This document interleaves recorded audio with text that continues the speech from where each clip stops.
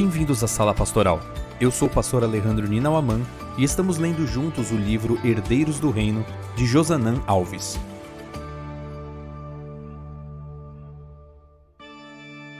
Capítulo 4. Uma voz de esperança. Queríamos curar Babilônia, mas ela não sarou. Jeremias 51, verso 9. A história dos atos de Deus na história ainda não chegou ao fim. John Goldingay.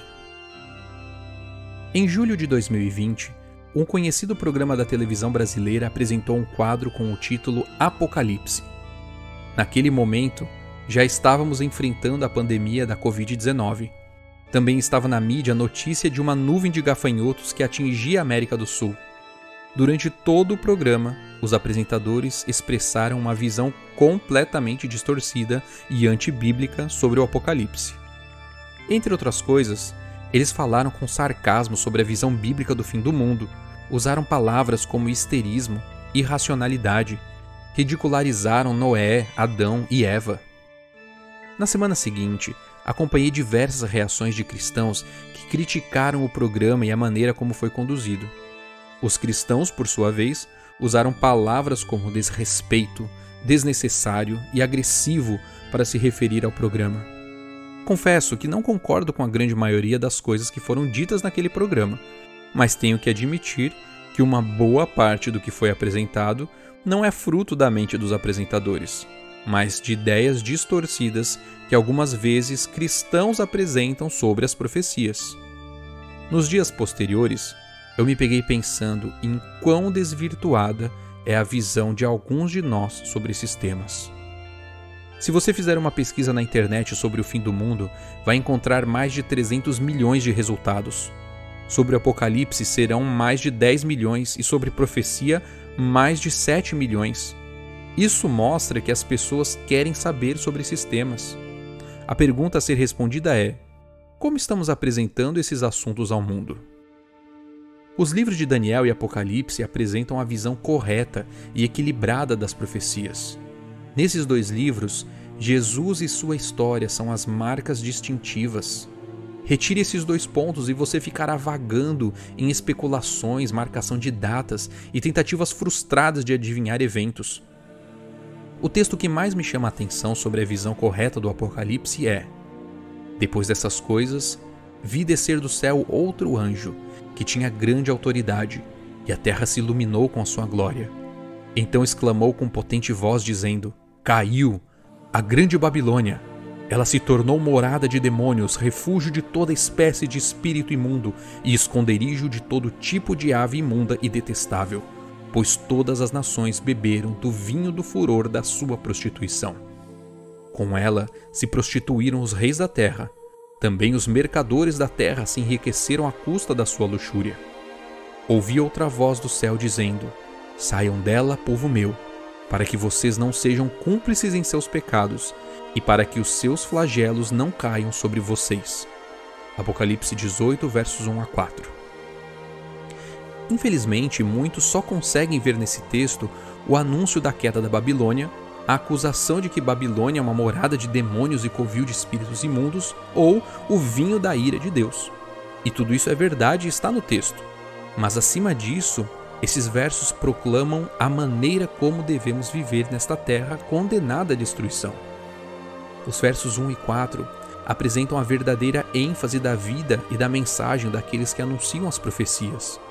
Somos informados de que devemos ser mensageiros que iluminam toda a terra e que precisamos ser uma voz de esperança para chamar o povo de Deus a sair da Babilônia. De acordo com esses versos, as profecias não têm o objetivo de causar polêmicas e desunião. Esse texto nos convida a iluminar a terra com uma mensagem de esperança e salvação. Pena que muitos querem apenas tocar fogo na Babilônia, mas não salvar o povo de Deus que ainda está lá. Já vimos que João usou o termo Babilônia como um símbolo para o que seria o poder do engano no tempo do fim. Também vimos que ele tirou esse termo do livro e da época de Daniel. Por isso devemos entender a relação de Daniel com a Babilônia no tempo dele, para entendermos a nossa relação com esse poder que se opõe a Deus hoje. E para entendermos isso, Precisamos lembrar que Daniel tinha 2 vozes proféticas disponíveis no seu tempo e que ambas tinham visões completamente diferentes em relação à Babilônia.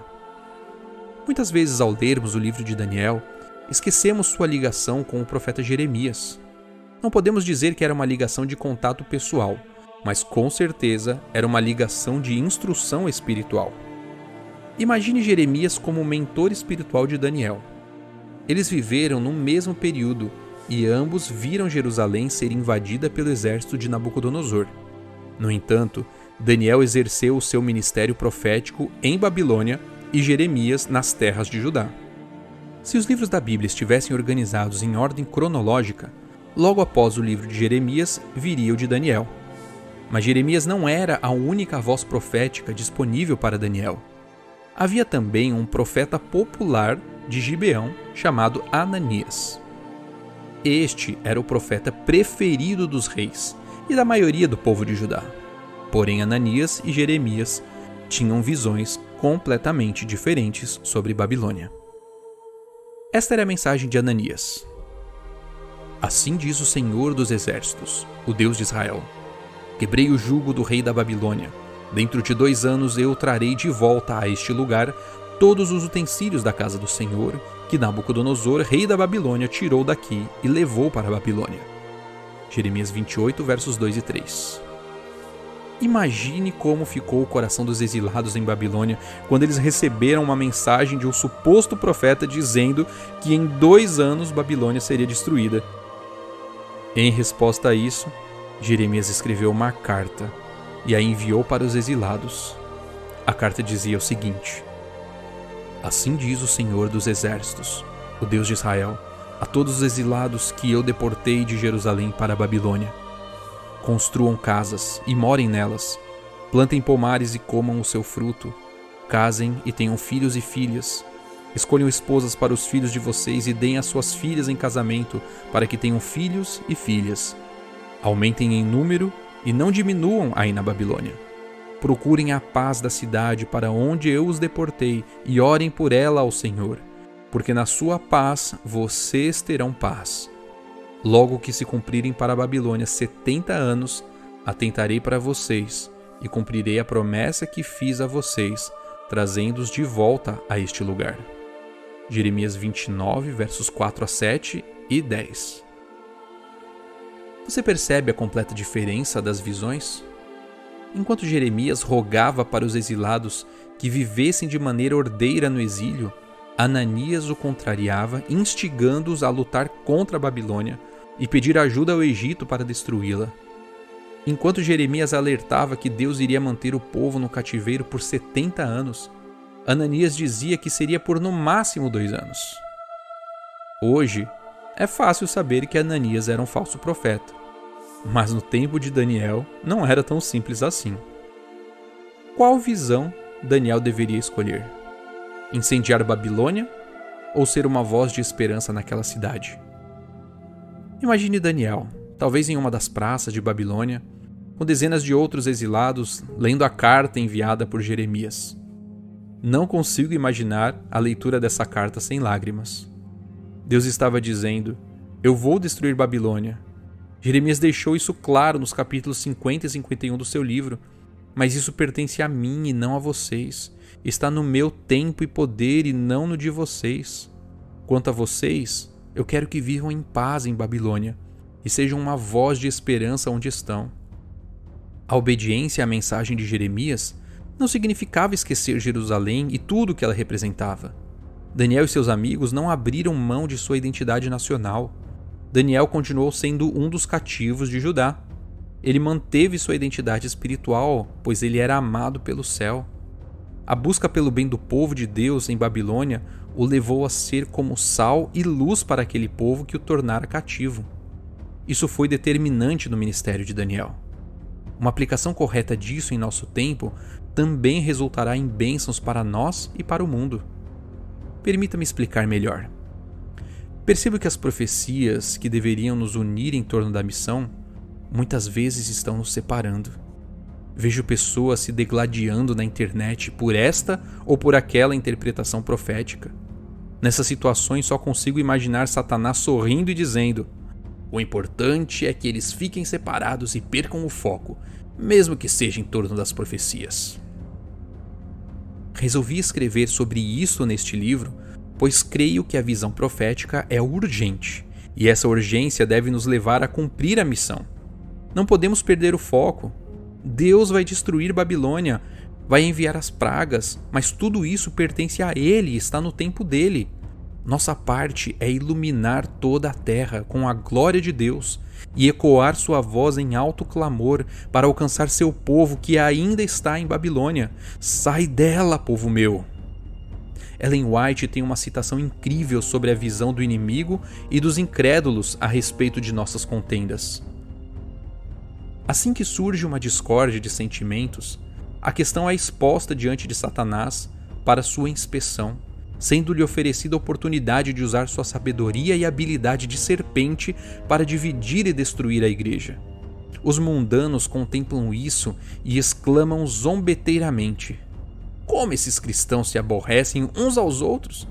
Se isso é religião, não a queremos. E olham a si mesmos e seu caráter irreligioso com grande satisfação.